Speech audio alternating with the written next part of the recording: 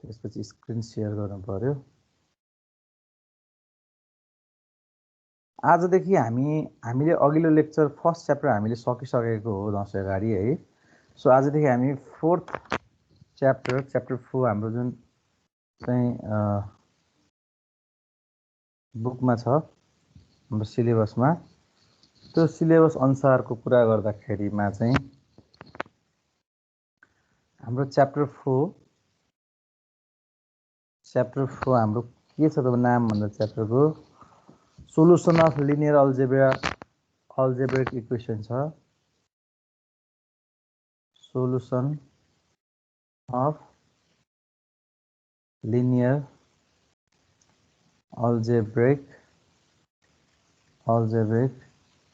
Equation यो चाहिँ छ। सो अब यसमा हामी डिफ्रेन्ट मेथड्सहरुबाट प्रब्लमहरु सल्भ गर्छौं। सबभन्दा पहिला तपाईलाई थोरै टर्मिनोलोजीहरु थाहा हुनुपर्छ। अब यो थाहा पनि छ, त्यही भएर म यसलाई त्यति डिटेलमा जाँदिन। थाहा नभएको चाहिँ तपाईले सर्फिङ गर्नुस्, इन्टरनेट सर्फिङ गर्नुस्, थाहा भइहाल्छ है। सो मेट्रिक्स भनेको के हो, मेट्रिक्सलाई कसरी रिप्रेजेन्ट गरिन्छ, त्यसपछि रो मेट्रिक्स भनेको के हो हैन, रो मेट्रिक्स भनेको के हो, त्यसपछि तपाईले कोलम मेट्रिक्स भनेको के हो, कोलम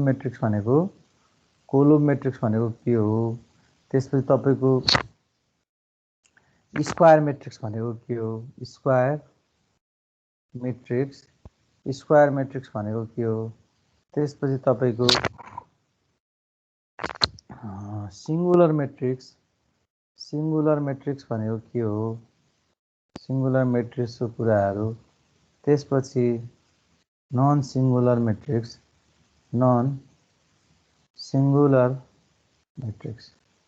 सो नन सिंगुलर मेट्रिक्सका कुराहरु। सो यो चीजहरुमा तपाईले थाहा हुनुपर्छ। अब यो मेट्रिक्स भने त तपाईलाई थाहा छँदैछ। अब नर्मली पनि कस्तो हुन्छ भने जस्तै मसँग कुनै एउटा इक्वेसन छ, ल मसँग a11 x1 plus a12 x2 equals to b1 भने मैले, र मसँग अर्को x21 x1 plus a22 x2 equals to b2 भने मैले यसलाई मेट्रिक्स रिप्रेजेन्टेसन राख्दा हामीले सानैदेखि 9-10 देखि गर्दै आएको कुरा, यसलाई मैले a11 भन्छु, यसलाई मैले a12 भन्छु, यसलाई मैले a21 भन्छु, र यसलाई मैले के भन्छु त a22 भन्छु, यही हैन। र यसलाई मैले यहाँनिर x1 र x2 भनेर राख्छु, र यतापट्टि चाहिँ हामी के गर्छौं त b1 र b2 भनेर राख्छौं। अनि तपाईहरुले यो a11 a12 a21 a22 define गर्नु aij भनेर रिप्रेजेन्टेसन गर्नुहुन्थ्यो, र यहाँ चाहिँ m इन्टु n भन्थ्यौं। यो m भनेको तपाईको के हो त रो हो भन्ने, यो n भनेको तपाईको के हो त कोलम हो। यदि यो मेट्रिक्स भनेको अहिले हाम्रो कति छ 2 इन्टु 2 को मेट्रिक्स भयो। यदि रो र कोलमको भ्यालु बराबर छ, अर्थात m इक्वल्स टु n छ भने त्यसलाई हामी के भन्थ्यौं त स्क्वायर मेट्रिक्स भन्थ्यौं। रो मेट्रिक्स भनेको रोमा मात्र एलिमेन्ट, जस्तै 1 2 3 भयो भने रो मेट्रिक्स, कोलम भनेको 1 2 3 यसरी कोलममा मात्र सिंगल कोलम छ भने कोलम मेट्रिक्स भन्छौं। यो मेट्रिक्सको रिप्रेजेन्टेसन भइहाल्यो हैन।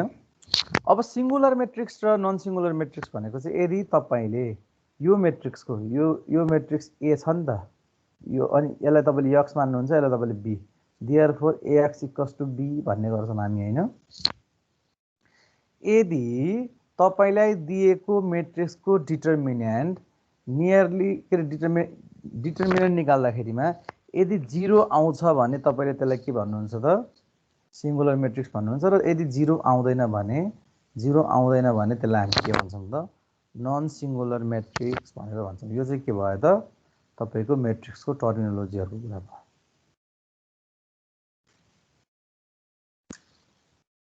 यो चीज त तपाईहरुलाई थाहा छँदैछ है, यो नर्मल चीजहरु भयो।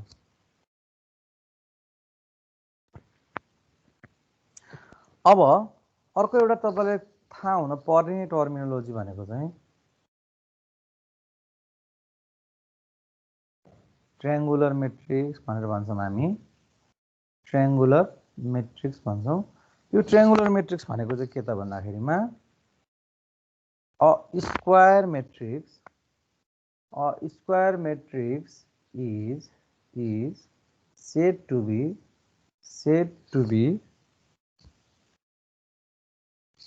triangular if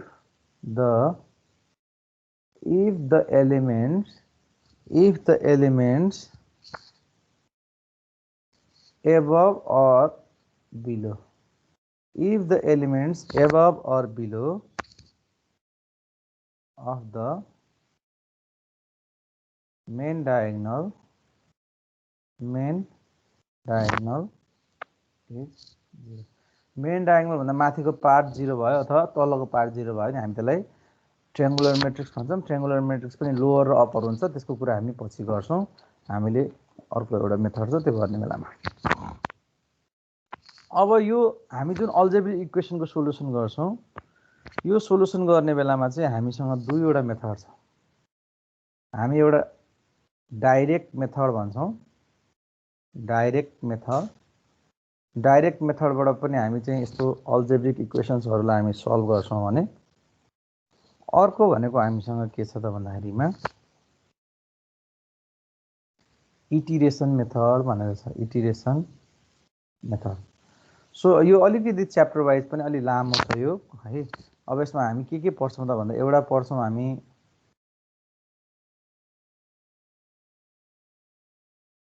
basic of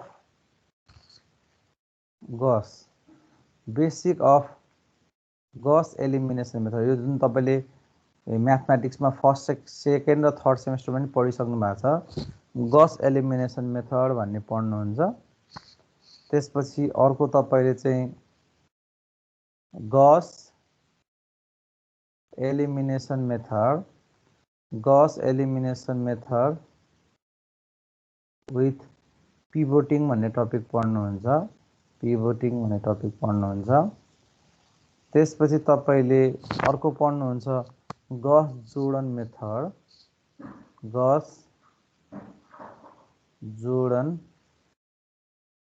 method. त्यसपछि तपाईले अर्को एउटा पढ्नुहुन्छ याल्यू डिकम्पोजिसन मेथड भनेर पढ्नुहुन्छ है। सो यो याल्यू डिकम्पोजिसन मेथड यो नोट डाउन पनि गर्दै गर्ने है। याल्यू डिकम्पोजिसन मेथडमा तपाईले तीनटा कुरा पढ्नुहुन्छ। एउटा तपाईले यहाँनिर डुलिटिल पढ्नुहुन्छ, डुलिटिल मेथड भन्ने छ। एउटा तपाईले क्राउट मेथड भनेर पढ्नुहुन्छ भने अर्को तपाईले यहाँनिर चोलेस्की मेथड भन्ने छ। सो यो चोलेस्की मेथड तीनटा पढ्नुहुन्छ। त्यसपछि अर्को तपाईले यहाँनिर मैट्रिक्स इन्भर्स मेथड भनेर पढ्नुहुन्छ भने इटिरेसन मेथडमा तपाईले एउटा पढ्नुहुन्छ गॉस सिडल इटरेटिभ मेथड्स। अर्को पढ्नुहुन्छ तपाईले गॉस ज्याकोबी इटिरेसन मेथड।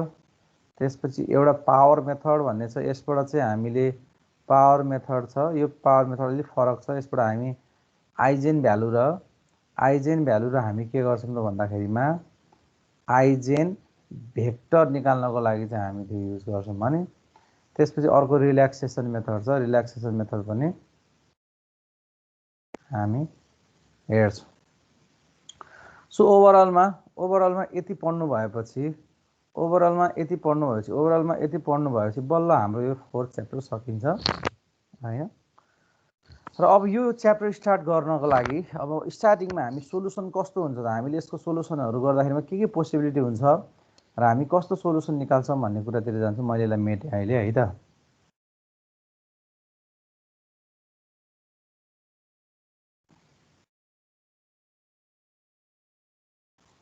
मेटे है यसलाई।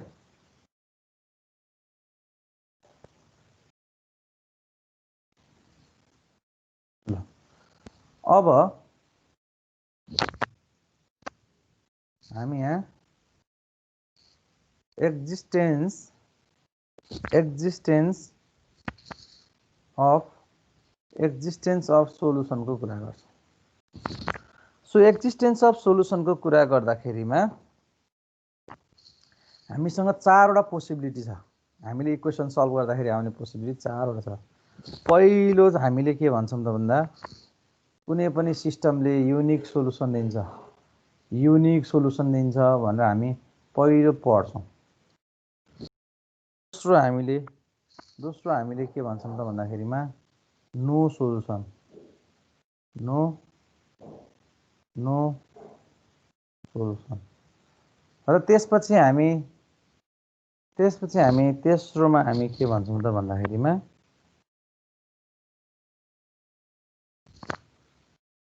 तेस्रोमा हामी मेनी सोलुसन भन्छौँ।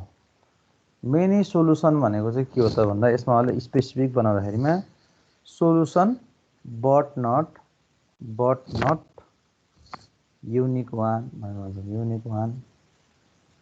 भनेर भन्छौँ भने अर्को चाहिँ हामी के भन्छौँ त भन्दाखेरिमा सिस्टम यसमा चाहिँ हामी इल कन्डिसन मेथड, यसमा चाहिँ हामी इल कन्डिसन मेथड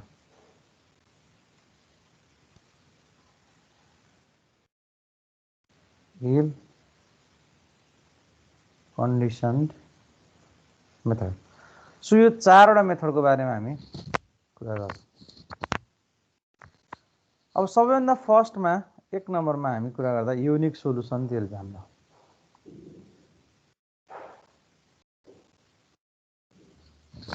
युनिक सोलुसन कस्तोलाई भन्ने त भन्दा फर इक्जाम्पल मसँग चाहिँ दुईटा इक्वेसन छ, x + 2y = 9 छ। त्यसपछि मैले 2x +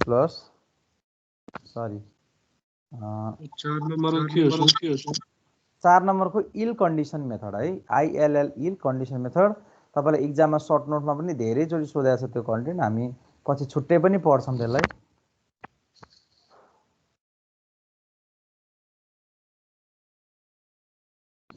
सो 2x -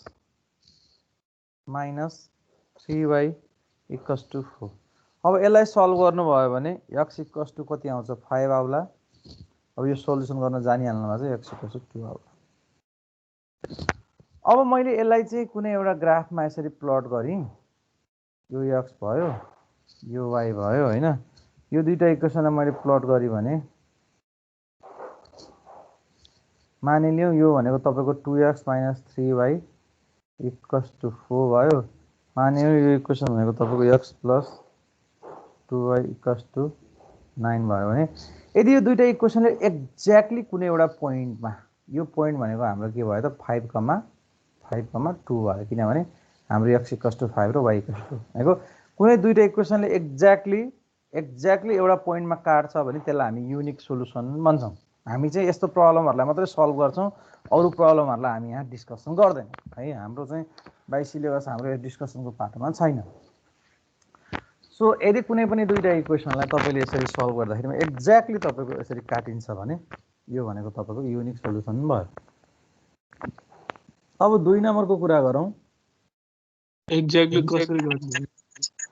हेर्नु त यो 2x - 3y = 4 र x + 2y = 9 मा 5,2 ले मात्र यो दुईटा काटिदा एउटा मात्रै पोइन्ट एक्ज्याक्टली एउटा 5,2 मात्रै आछ।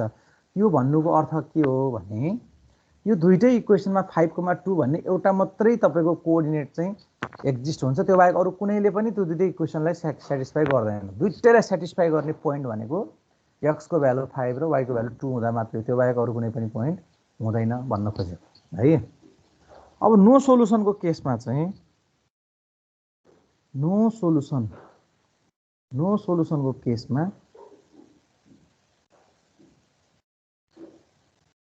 मसँग दुईटा इक्वेसन छ। एउटा छ 2x - y = 5 छ भने अर्को इक्वेसन छ 3x - 3/2y = 4 अथवा यसलाई भन्दाखेरिमा 3x - 1.5y = 4। अब तपाईले नि यो दुईटै, एउटा यो इक्वेसन हो, एउटा यो इक्वेसन हो, एउटा यो इक्वेसन हो, दुईटै इक्वेसनबाट स्लोप निकाल्नु त। जस्तै फर्स्ट इक्वेसन त मैले यसलाई y गरे भने यो के भयो 2x - 5 भयो, m1 कति आयो त 2 आयो। त्यस्तै यहाँ पनि मैले 1.5 लाई उता लगे, त्यसपछि 3x - 4 भयो, त्यसपछि y y इक्वल्स टु यो 3 लाई 1.5 ले भाग गर्दा 2x भयो माइनस 4y कति आयो त 1.5। अब यहाँबाट पनि तपाईको m2 कति आयो त 2 आयो। यो दुईटै इक्वेसनलाई y equals to mx plus c सँग कम्पेयर गरेको के नर्मली चाहिँ। अब m1 पनि 2 आयो र m2 पनि 2 आयो। हामीले के पढेको छौं भने यदि कुनै पनि दुईटा इक्वेसन यदि कुनै पनि तपाईसँग भएको दुईटा इक्वेसन छ र त्यो दुईटै इक्वेसनबाट निकालेको स्लोप यदि बराबर हुन्छ भने त्यस्तो इक्वेसनलाई हामी के भन्छौं त प्यारलल इक्वेसन भन्छौं। भनेपछि त्यो प्यारलल इक्वेसनलाई रिप्रेजेन्ट गर्दाखेरिमा यो x छ यो y छ। मैले यो दुईटा इक्वेसनलाई रिप्रेजेन्ट गर्दा एउटा लाइन यो भयो भने अर्को लाइन यो भयो। मानिलियौ यो तपाईको 2x minus y equals to 5 भयो भने तपाईको चाहिँ यो इक्वेसन के भयो त यो इक्वेसन तपाईको 3x minus 1.5 y equals to कति भयो। सो यो दुईटा इक्वेसन जुन तपाईलाई दिएको छ नि यो त प्यारलल लाइन्स भयो के। प्यारलल लाइन्स कहिले कट हुन्छ त कहीँ गएर कुनै ठाउँमा कट हुन्छ हुँदैन नि। भनेपछि प्यारलल लाइन्समा सोलुसन आउँछ त तिनीहरु दुईटाले एक्जिस्ट हुने कुनै x को भ्यालु र y को भ्यालु तपाईहरुसँग हुन्छ त हुँदैन। भनेपछि यस्तो खालको कुनै इक्वेसन आएको छ जुन इक्वेसनबाट आउने स्लोप के रे सेम छ भने त्यस्तो इक्वेसनलाई हामी प्यारलल लाइन्स भन्छौं। र नर्मल्ली यदि प्यारलल लाइन्स छ भने त्यसलाई हामी के भन्छौं त भन्दा त्यो चाहिँ त्यसले दिने सोलुसन चाहिँ नो सोलुसन हुन्छ भनेर भन्छौं है त। मैले मेटे है यो यतापट्टिको चाहिँ यो लेख्दै पनि जानुपर्छ तपाईले त्यही भएर हो यति चाहिँ मेटे। सो अब यहाँ हामीले के भन्छौं त भन्दा कन्टिन्यू गर्दा these two equation has no solution these two lines are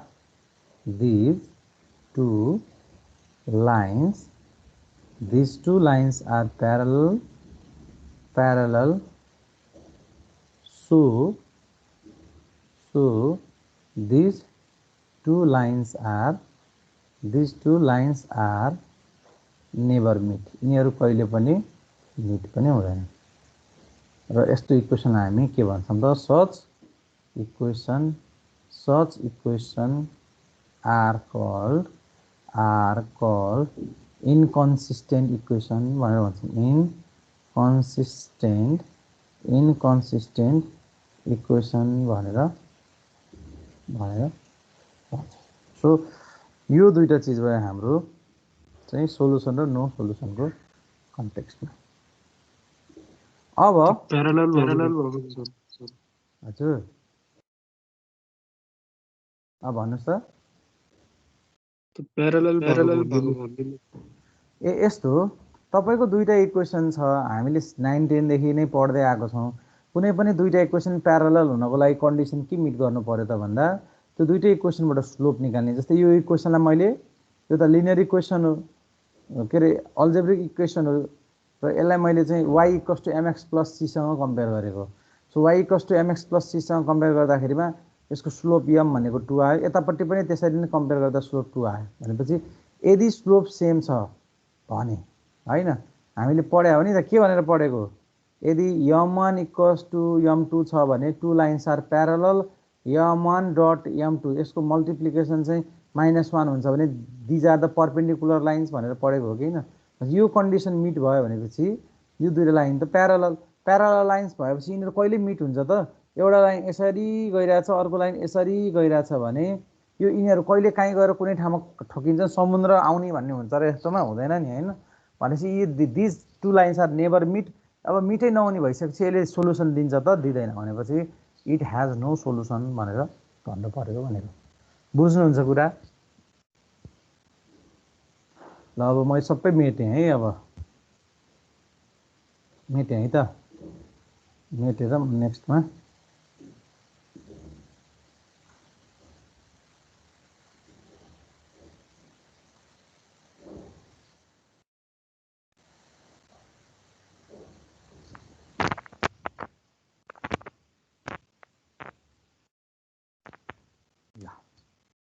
अब अब अर्को एउटा कन्डिसन छ तपाईको 3 नम्बरमा तपाईले के भन्नुहुन्छ नो युनिक सोलुसन अथवा तपाईले के भन्नुहुन्छ त मेनी सोलुसन भन्नुहुन्छ के यसलाई मेनी सोलुसन पनि भन्छ कतै कतै हेर्ने हो भने यसैलाई इन्फाइनाइट सोलुसन पनि भनेर भनेको देखिन्छ है इन्फाइनाइट सोलुसन पनि भनिन्छ फर इक्जाम्पल कुनै तपाईसँग इक्वेसन छ दुईटा एउटा छ -2x + 3y = 6 भनेर छ अर्को तपाईसँग छ 4x - 6y = -12 भनेर छ भने अब हेर्नुस् है र अब एउटा चिज नि मैले यहाँनिरबाट यहाँबाट मैले माइनस कमन लिदिए हेर्नुस् है यहाँबाट मैले माइनस कमन लिदिए भने बाँकी रह्यो equation 2x + 3y sorry minus 2x - 3y = -6 भयो त्यसैगरी मैले यहाँनिरबाट 2 कमन लिदिए भने के हुन्छ 2x - 3y त्यसपछि = -6 हुन्छ यो हेर्ने हो नि त म्याग्निट्युड र डिरेक्सन यसको फरक होला यसको डिरेक्सन र म्याग्निट्युड चाहिँ भेराइ होला तर रिप्रेजेन्टेसन अफ इक्वेसन त के हो त भन्दाखेरिमा रिप्रेजेन्टेसन अफ इक्वेसन त सेम हो नि तपाईले यहाँनिर यसरी बनाउनु भयो यो x बनाउनु भयो यो y बनाउनु भयो नि एउटा लाइन यो इक्वेसन भनेको तपाईको यो फर्स्टको यसले दिएको इक्वेसन हो भने यो दोस्रोको पनि त रिप्रेजेन्ट गर्दा यही लाइनमा फलो भएर त जान्छ नि जस्ट डिरेक्सन फलो गर्न सक्छ म्याग्निट्युड अलि बढी हुन सक्ला तर दुईटै अब अर्को यो कालो रङको लाइन भनेको यो फर्स्टको इक्वेसनले दिएको हो भने रातो यसले दिएको हुन सक्ला तर दुईटै लाइनले एउटै रिप्रेजेन्ट गर्छ भने यस्तो अवस्थामा तपाईको यहाँको पोइन्टले पनि दुईटै इक्वेसनले स्याटिस्फाई गर्छ यहाँको पोइन्टले नि स्याटिस्फाई गर्छ यहाँको पोइन्टले नि स्याटिस्फाई गर्छ प्रत्येक पोइन्ट यहाँ भएका प्रत्येक पोइन्टहरुले के गर्छ त भन्दा त्यो दुवै इक्वेसनलाई चाहिँ के गर्छ त भन्दा स्याटिस्फाई गर्छ भनेपछि यहाँ के लेख्नु पर्यो त भन्दाखेरिमा these equation has many different solution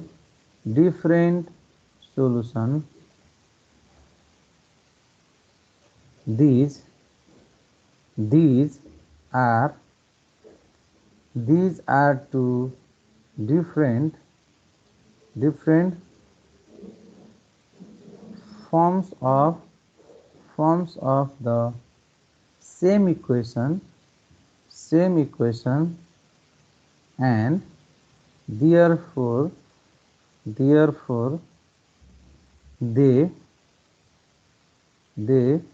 represent the same line यसले के गर्छ त भन्दा सेम लाइनलाई रिप्रेजेन्ट गर्छ and such equations are called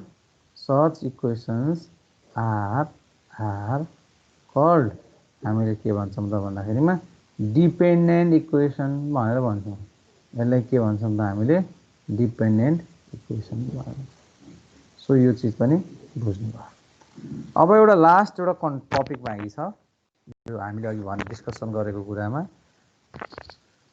त्यो भनेको चाहिँ 4 नम्बरमा हामीले भने इल कन्डिसन मेथड भनेर भन्छौं इल कन्डिसन मेथड अब यसमा हाम्रो के हुन्छ त भन्दाखेरिमा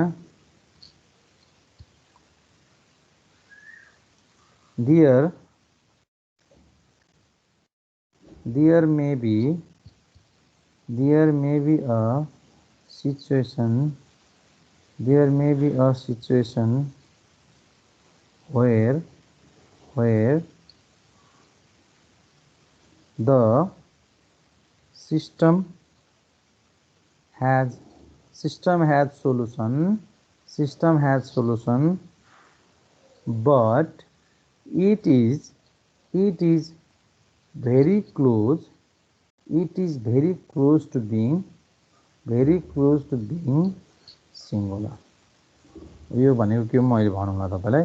सो जस्तै मसँग दुईवटा इक्वेसन छ, x minus 2y equals to -2 छ र अर्को मेरो चाहिँ 0.45x minus 0.91y equals to -1 छ। यो भन्न खोजेको के हो भने यदि तपाईँलाई दिएको कुनै पनि दुईवटा इक्वेसनमा त्यसको डिटर्मिनेन्ट निकाल्न खोज्दाखेरिमा नियरली इक्वल टु 0 आउन खोज्छ भने, क्लोज टु बिङ सिङ्गुलर भनेको नियरली इक्वल टु 0 हो, त्यो भयो भने त्यस्तो खालको इक्वेसनलाई हामी के भन्छौँ त, इल कन्डिसन भन्छौँ।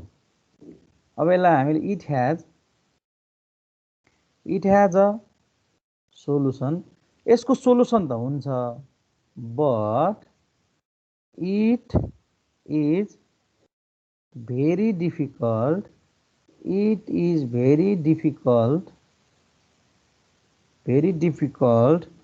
to identify the exact point at which the line intersect। Exactly कुन पोइन्टमा गएर काटिएको छ भन्ने चिज चाहिँ हामीले डिक्लेयर गर्न सक्दैनौँ। सो अब यसको लागि जस्तै एउटा इक्जाम्पल, यही अहिले बनाएकै चित्रलाई हेर्ने भने जस्तै मैले यसलाई रिप्रेजेन्ट गर्न पर्यो भने यो x भयो, यो y भयो भने त्यो दुईटा इक्वेसन यस्तो हुन्छ क्या, जस्तै यस्तो हुन्छ।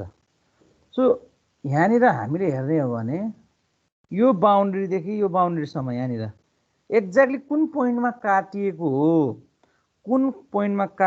हो, भनेर हामीलाई डिक्लेयर गर्न एकदमै गाह्रो हुन्छ। सो एउटालाई तपाईँले चाहिँ x minus 2y equals to -2 भन्ने इक्वेसन राख्नुहोस्, एउटा भनेको 0.45x minus 0.91y equals to -1। अब यो यहाँ एक्ज्याक्ट यो पोइन्टमा काटिएको हुनसक्छ, यो सबैमा एक्जिस्ट भइरहेको छ नि त। भनेपछि यस्तो अवस्थामा एक्ज्याक्टली कुन पोइन्टले चाहिँ युनिक सोल्युसन दिएको हो, इट ह्याज अब त्यो रेन्जभरिको त सबैले सेटिस्फाई गर्छ भने चाहिँ एक्ज्याक्टली युनिक सोल्युसन नदिने र कुन एक्ज्याक्टली कहाँनिर काटिएको भनेर पोइन्ट आउट गर्नको लागि युनिक सोल्युसन खोज्न नसक्ने कन्डिसनलाई हामी के भन्छौँ त, यसलाई सच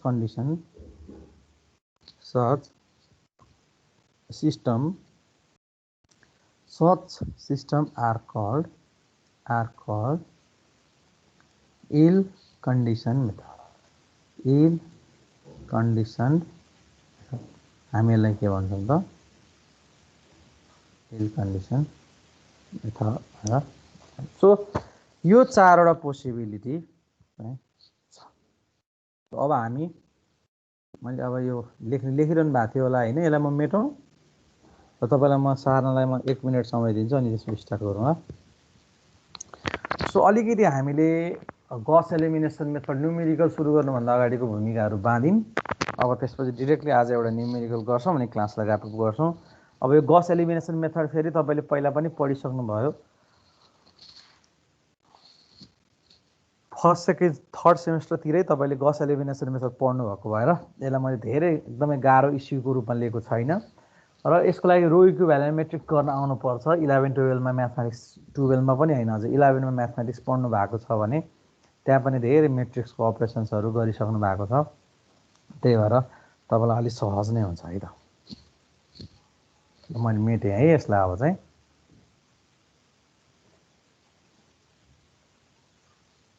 ल, अब आउँछ कुरो के त भन्दाखेरिमा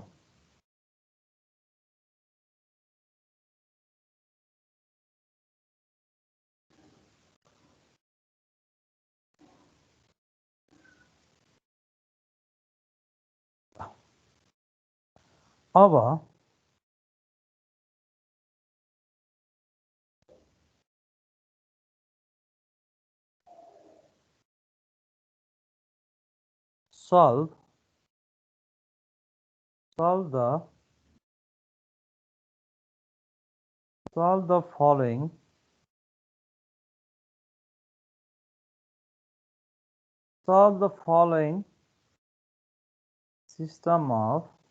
solve the following system of equation by the process of elimination भनेको गस एलिमिनेसन। सो गस एलिमिनेसनको थ्रुबाट तपाईले के गर्नु पर्यो त? सो तपाईले इक्वेसन के दियो? 3x plus 2y plus z equals to 10, त्यसपछि 2x plus 3y plus 2z equals to 14, त्यसपछि x plus 2y plus 3z equals to 14। So अब यो इक्वेसन्सहरु छ भने अब यसलाई गस एलिमिनेसन मेथडबाट सोलुसन गर्दा सबभन्दा पहिला यो गरिसक्नु भएको छ, त्यही भएर मैले यसलाई फटाफट गरे। सो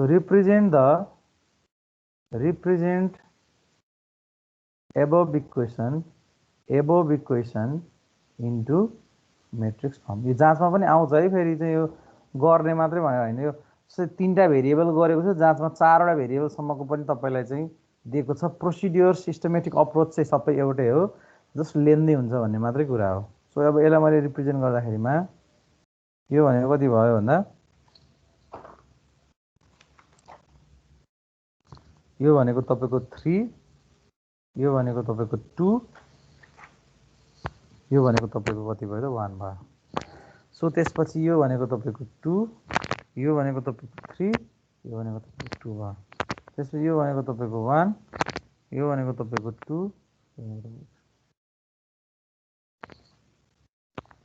अनि फेरि यहाँबाट x y z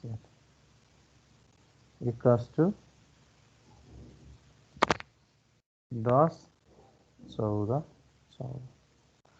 अब हामीले के गर्नु पर्यो त भन्दा गस एलिमिनेसन मेथड गर्दा एउटा फरवर्ड सब्स्टिट्युसन मेथड हुन्छ र एउटा ब्याकवर्ड सब्स्टिट्युसन मेथड हुन्छ। त्यो भनेको के हो त भन्दाखेरि आइदर तपाईले माथिको यो डायगोनललाई 0 बनाउने, यतिलाई 0 बनाउनु हुन्छ भने फरवर्ड सब्स्टिट्युसन भन्छौं।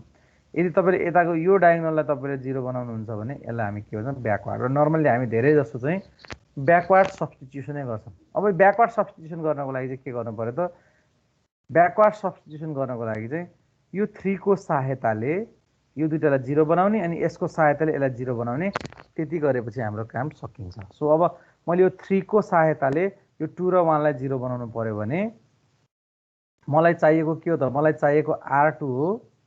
सो मलाई R2 चाहिन्छ भने मैले के गर्छु त? R2 भनेर राख्नु पर्यो। यहाँ रो इक्विभ्यालेन्ट म्याट्रिक्समा R2 अब कसको यो थ्रोबाट भन्दा हो, यो तपाईको R1 को थ्रोबाट भनेपछि अब तपाईले के गर्नु भयो त भन्दा 3R2 minus 2R1। यदि तपाईले 3R2 minus 2R1 गर्नुभयो भने 3 भनेको 2 भने R2 भनेको 2 छ, 3 दुना 6 भयो, minus 2R1 भनेको 3 छ 6 भनेपछि यो पार्ट तपाईको के हुने भयो त भन्दा यो पार्ट तपाईको 0 हुने भयो। त्यस्तै मलाई फेरि अब R3 चाहिएको छ। सो यो मलाई R3 चाहियो भने मैले के गर्छु त भन्दा मलाई R3 नै चाहियो, तर कसको हेल्पले त भन्दा मलाई R1 को हेल्पले चाहिन्छ। सो दैट मैले यहाँनिर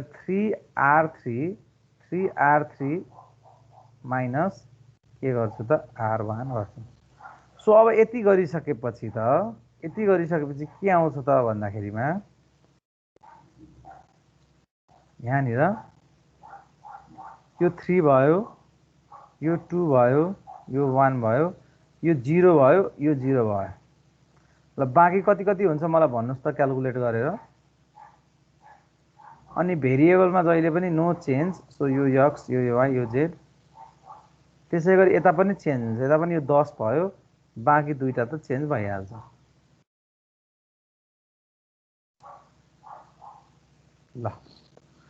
ल अब भन्नुस् त के हुन्छ त्यो 2 भन्दा तल हो। यहाँनिर कति हुन्छ भ्यालु?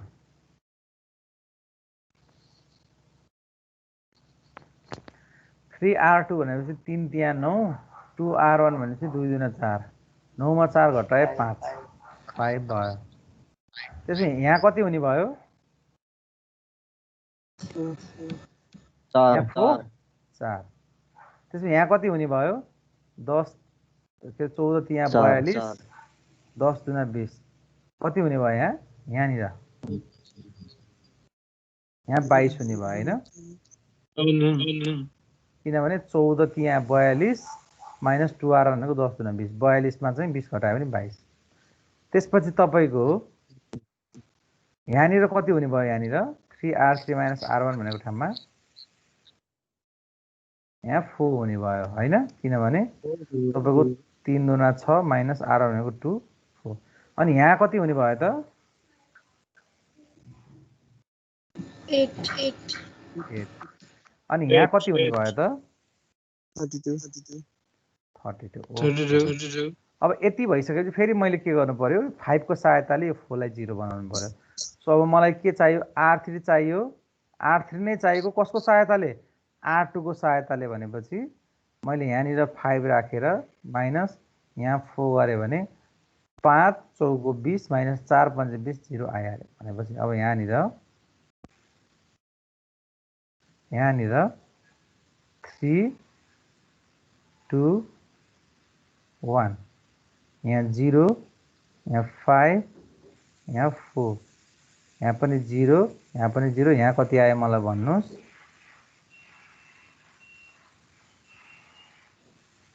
त्यसपछि x y z त्यसपछि यतापट्टि यो 10 यो 22 त्यसपछि यो कति आयो त्यो पनि भन्नुस् ल यहाँ कति आयो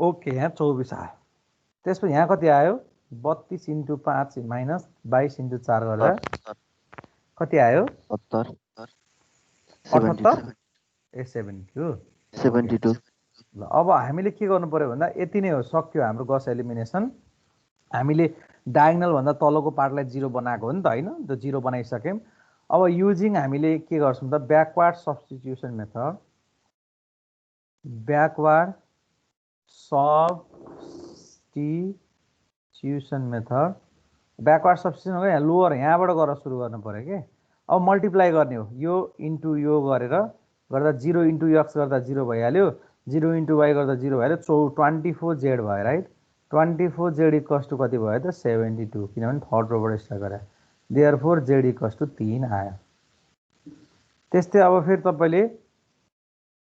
तपाईले होरी यो रो र यो कोलम सेकेन्ड रो र सेकेन्ड कोलम अर्थात तपाईको यहाँ 5y plus 4z equals to 22 अब 5y यहाँ 3 राख्नु भयो भने 4 त्यहाँ 12 भयो 12 22 मा घट्दाखेरि 10 आइगयो सो देयरफोर y भनेको कति आयो त 2 आयो र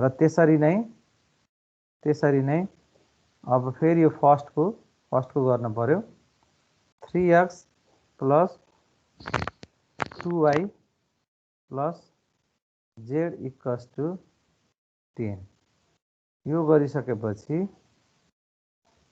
3x 2y भनेको छ 2 छ 4 भयो यो z भनेको 3 भयो यो 10 10 मा 7 घटाउँदा 3 भयो therefore x equals to 1 so x equals to 1 रहेछ y इक्वल्स टु 2 रहेछ र z इक्वल्स टु कति रहेछ त 3 रहेछ दिस इज आवर सोलुसन ल गस एलिमिनेसन मेथडलाई के गर्छौं त is the Gauss elimination method so Gauss elimination मेथडलाई अब यो सार्नु पर्छ भने सारौं तपाईलाई 1 मिनेट समय दिए सो अब पहिलेदेखि गर्दै आएको चीज हो हैन हामीले जहिले पनि तपाईलाई दिएको जस्तै यसमा हामीले गर्दाखेरिमा यो फर्स्टको एलिमेन्टको सहायताले दुईटालाई 0 बनाउने सेकेन्डको एलिमेन्टको सहायताले यसलाई 0 बनाउने अनि ब्याकवर्ड सब्स्टिट्युसन लगाउने 3 × 3 छ भने त्यो 4 × 4 भयो भने चाहिँ जस्ट एक स्टेप बढी हुने हो के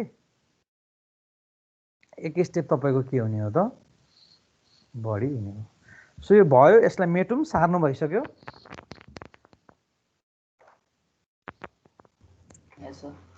ल अब म तपाईलाई एउटा आजलाई यति क्वेशन त सार्नु भयो नि यति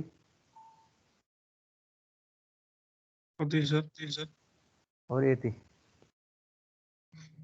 माउसै देखेन यति मेटिसक्यो अब देखि नदेखि नि तपाईँहरूलाई म अब एउटा होमवर्क दिन्छु भोलि आउँदाखेरि चाहिँ यसो गरेर लिएर आउनुहोस् अनि यहाँ क्रस चेक गरौँला 3x1 plus 6x2 plus x3 equals to 16 त्यसपछि 2x1 plus 4x2 plus 3x3 equals to 13 त्यसपछि x1 plus 3x2 plus 2x3 equals to 9 so यो इक्वेसनलाई तपाईँले गस एलिमिनेसन मेथडबाट सल्भ गरेर लिएर आउनुहोस् है त दिस इज योर होमवर्क